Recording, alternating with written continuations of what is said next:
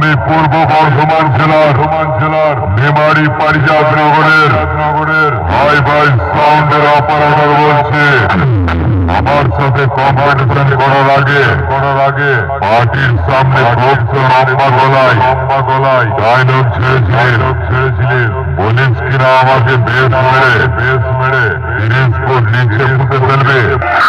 সালা দেখলি তো তোর বুকের পাথরে বেশ মেরে 1 মিনিটে ঘুম পাড়িয়ে দিলাম। এরপর যদি তোকে কোথাও সামনে পাই এমন পয়েন্টে হিট করবো বনসজ্জার ঘাটে হচ্ছে ভয় পাবে সালা।